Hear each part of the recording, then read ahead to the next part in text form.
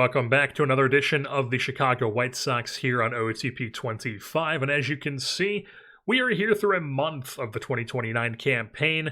And so far, we are under 500. The Central, a lot of teams not doing so hot. The top team is the Twins at 14-14. We're the only positive run differential in the division with a plus 20 right now. We're a half game out of first place at 14-15. But our Pythagorean is 17-12. So we've gotten really unlucky here early in the season. That's 1-8 in one-run games here. Please do not have a disastrous, I forget which season it was with the Marlins where we had this one-run season where we just could not win one-run games. Please do not have that this year. And a big shocker to start the season through 1 month of the year, Edgar Caro has a 50 WRC plus, 101 plate appearances, OPSing 526. So we need him to get back on track here. But Ramos, Gonzalez, even Mogollon, Montgomery, Brooks Lee has been okay, I guess. Zavala has been league average. Jenkins has been good. The guys you would expect to be good have been good, and then Gonzalez and Mogollon have been good for us. Tobias hasn't been the best, but he's been hitting home runs, driving in runs. But Caro needs to get back on track offensively, 100%. And then on the pitching side of things, really the only standout thing for us so far has been that Andres Munoz wasn't really getting a lot of time as the closer. When he did, he just got lit up.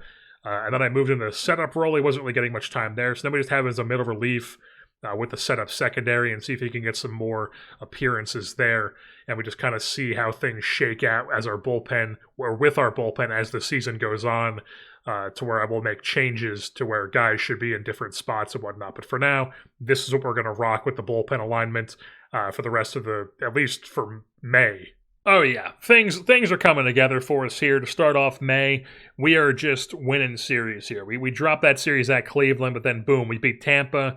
We take 3-4 from Houston, sweep Baltimore, and now we take 2, and the third game here against Toronto is a sweep of the Toronto Blue Jays. So, the White Sox starting to turn things around here. It was just a bad month of April for whatever reason. Well, folks, the Chicago White Sox are now just easily sitting in first place here in the American League Central Division, 6.5 games in front of the Detroit Tigers, 8 in front of the Minnesota Twins. No longer is it just a shitty team sitting atop this division. We have figured out our early season issues. We are no longer 1-8 in one-run games. We're now 12-13, so you can see we've gotten a bit of a run in those types of games. Plus 35 run differential is the worst of the American League division leaders. The Cardinals are plus 25. But, still, we're a good team. We've got a good record. Our Pythagorean's right around where it should be. And, yeah, we've been playing solid baseball here, 51 wins, not going to complain too much about that. We take a look at our team stats page. It's been a pretty well-rounded team. We're 7th in runs scored, not the greatest, not the worst, though. 3rd in home runs, hitting a lot of those. A lot of power in this lineup with Brian Ramos and Jacob Tobias at the moment. WAR is 4th. We're 5th in OPS. Love to see that. And then on the hitting side of things, or pitching side of things, the best ERA in the American League, 1st in starters, 3rd in the bullpen, 1st in runs allowed, 2nd in WAR, and then 1st in hits allowed. Opponent's average, BABIP, home runs allowed. Giving up a bit too many walks and not striking out anybody, but we're also not giving up home runs. So this is a bit concerning, but hopefully this can start to come around more as the season goes along. And then, of course, playing elite defense here, 1st in defensive efficiency and 3rd in zone rating here on the south side of Chicago. Let's take a look at this good pitching staff here. We will sort by innings pitched, as Tanner Houck is once again doing it, folks. He's got a 3.7 wins above replacement with a 4.8 RWAR, 187 ERA plus, and a 67 FIP minus. He's on his way to win a 4th straight Cy Young. That would be pretty goddamn crazy. So Tanner Houck doing it once again. Santucci, he's been solid for us with a 1.5 wins, one above league average ERA plus, better than league average FIP. Jaden Barfield's been good in his rookie season, 18 starts, 1 win, 2.1 R WAR. He's got a really good ERA, but the FIP is definitely a bit suspect. Home runs definitely need to come down for him, but it's his rookie season. He's going to keep improving, hopefully. Tanner McDougal has been like around league average. He's been fine. And then Eniel De Los Santos is actually in the rotation for us at the moment because Grant Taylor was not pitching well. But unfortunately, Eniel De Los Santos also not pitching well in the rotation. Much better as a reliever. So we might have to do something where like maybe Manning or Santos becomes a follower. And then Grant Taylor, you could look here, hit his splits. Horrible as a starter, really good as a reliever. He's just a stopper. That's just what he is at this point. So no more messing with him at this point. He's just the reliever, as our stoppers are Manning, McKenzie, and Taylor at the moment. As Manning's been really good. Taylor's been good since switching to the stopper role. McKenzie has not been as good as we would hope. He might get dropped out of that role.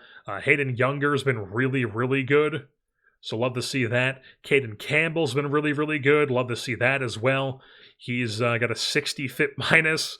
Andres Munoz has not been the greatest. He's been up and down. He had that horrible start to the season in April. May was not the best. June was really, really good, and then here in July, he's been not great. So, of course, the guy we committed to at the longest as of all the relievers that we signed, he's the one who's struggling the most, of course. But hopefully he can start to come around. Jordan Liager has been really good, and then Jeremy Gonzalez has been good-ish, I would say. And then if we go ahead and take a look at the hitting side of things, we'll sort by wins. Colson Montgomery, folks, he's done it again. He's done it again with another bounce-back season. He had that really good rookie campaign, horrible year. Then he had 2 really good years, not great year. And now here, having the best season of his career, 4 wins, 158 WRC plus, 23 doubles, 19 home runs, and we're not even at the All-Star break yet. It's July 11th, a 952 OPS, and the BABIP's not even that much higher than it has been in his career. So Colson Montgomery having the time of his life at the moment. And then Samuel Zavala has actually been really, really good for us this season. He's got a 374 OBP, and because Caro hasn't really started, he's been better as of recently, but he hasn't gotten back to like Caro level numbers. So he's been hitting 5th for us, I believe. Yes, he's been hitting 5th, and Zavala here has been our leadoff guy. He's already got basically the same wins that he had last year. He's got 12 home runs, which is more than he had last year, less doubles, but overall has been a really good player for us in that leadoff spot since switching there. Jacob Gonzalez hasn't been, he's been like around league average. He's been solid. Brooks Lee, bit better than Noah Miller at shortstop. That's all we wanted from him, and he's been that, so we'll take it. Brian Ramos hasn't really been putting together a Brian Ramos type season, but he's still been like around a little bit better than league average. So hopefully he can turn it on a bit more in the second half, but we're not going to complain too much. Carroll, like I said, has been better as of recently, but got off to that poor start in April. And then May, and then June really had a big month, and then so far in July here, not so great, but it's still early in the month.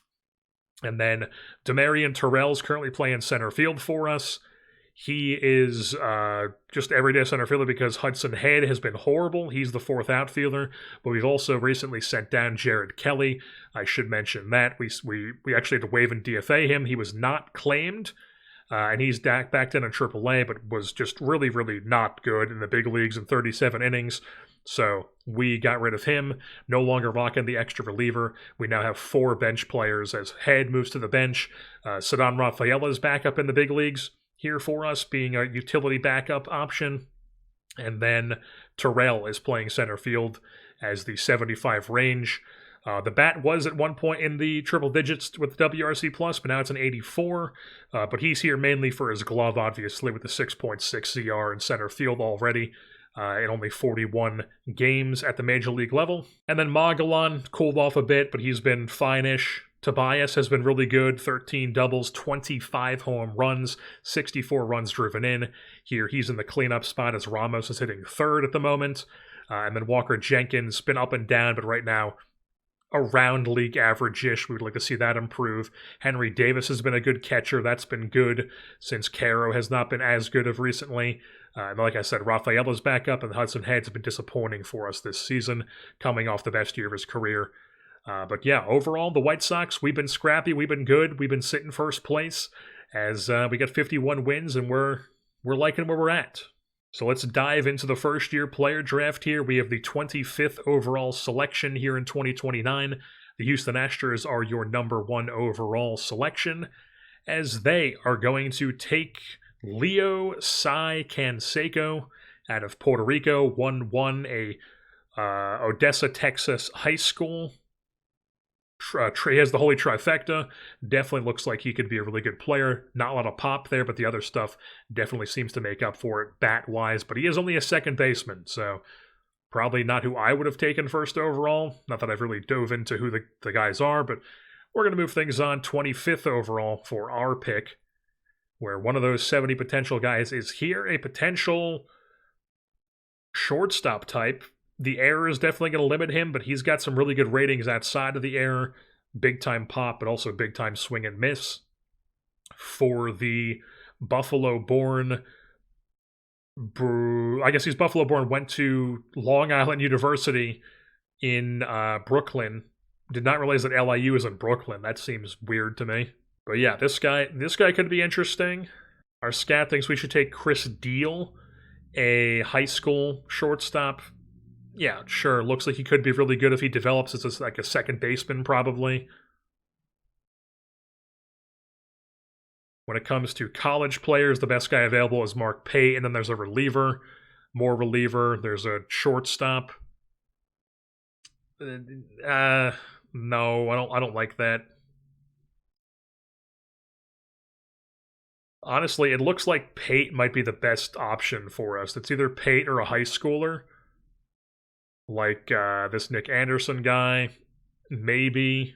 This guy's like a fake shortstop. He's definitely like a really good third baseman. Wouldn't really be looking at him as a pitcher, though, and he also has horrible personality. Let's just not even think about it. Let's just go for the best overall potential guy here. Mark Pate, 75 grade potential power, 70 range. Let's not think about it too hard. Let's just go for it. Mark Pate here, he's going to be our number 1 overall selection out of LIU. Lock that in. Move things on to round 2, where our scout thinks we should take Chris Donahue because he is the best available, but he has 40 BABIP. So to that I say, fuck no. We're not doing that. Now this is a highly intriguing bat. Huge swing and miss, but could be a really, really good first base DH type. That's a crazy good bat if this develops, even with the Avoid K. And he can bunt weirdly, too. What a weird player. And when it comes to the starters available, there's really just Donahue, who we already don't like because of the BABIP.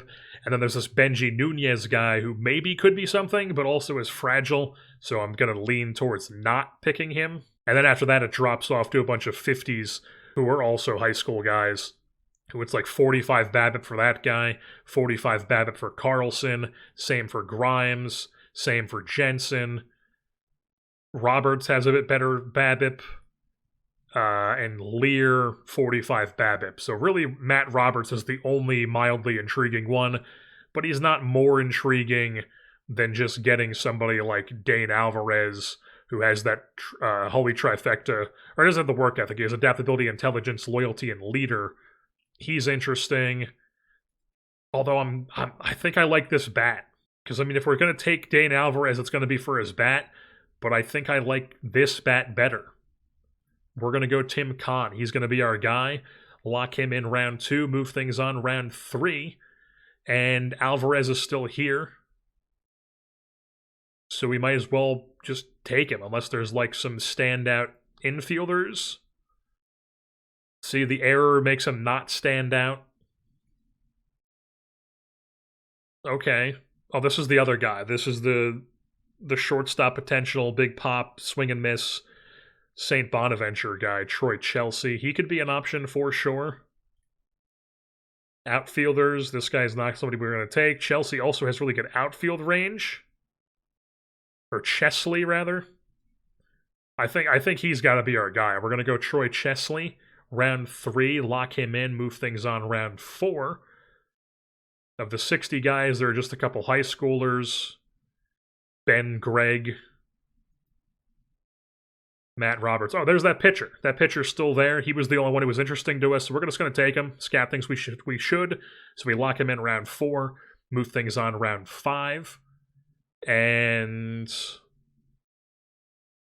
this guy's got an interesting bat. Jordan Pimentel. Adaptability, work ethic. Very intriguing. Very intriguing. The scout thinks we should take Phil McEwen. Fucking why? No thank you. Yeah, we're going to take Pimentel. Pimentel's going to be our guy here. He's that 6'5" Puerto Rican out of, even though we have to save him from going here. We cannot allow him to go to that university.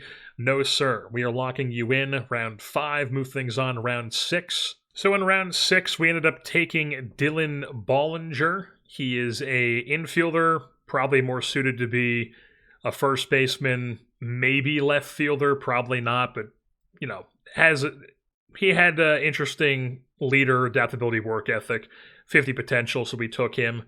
And then in round 7, we took another 50 potential infielder type, probably a second baseman, third baseman, decent bat profile, 60 contact, mainly avoid K, but still 60 contact, gap power, and then 55 power, 18 years old, committed to Texas Tech, Wreckham.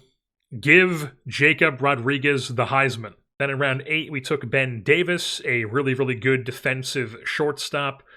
Either going to be a really good shortstop or just like an elite third, second baseman.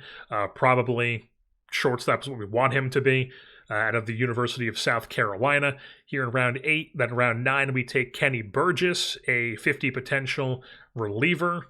Looks like he could have 55 movement, which I've already talked about how much that is valued in my mind. And then in round 10, it's J.J. Stern, another 55 movement reliever type, 19 years old, out of a, who even knows where that is, where that high school is. Woodbury, New Jersey. Okay. Love to see it. And then we have round 11, Bill Strickland, 50 potential, high schooler, Brookline, Mass, went to a Brookfield high school, 60 range, decent bat profile.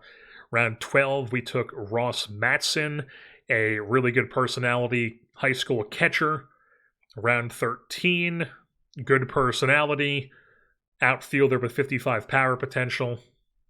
Then in round 14, you'll be noticing a trend with a lot of these guys. This guy, though, 75 arm, slap hitter. Figured why not take a chance as a catcher. Shortstop Bill Robinson, probably more of a third baseman. Good personality for him, good speed profile. Round 16, we took a catcher just to catch the minor leagues. We have no really intentions for this guy to do anything other than that. Then round 17, guy to play outfield in the minor leagues. Pretty much all he's worth. Then in round 18, 75 stuff, good fastball slider. This stuff not really looking that great, but I figured why not try to take a chance on the stuff. Maybe get a TCR, a luck. And then around 19, same sort of thing. Big time stuff on this guy is a lefty out of a Massachusetts high school. And then in round 20, we took Angelo Rebertorano, lefty knuckleballer. Figured why not. Obviously never going to develop because he has 40 home runs allowed, but he's got a knuckleball.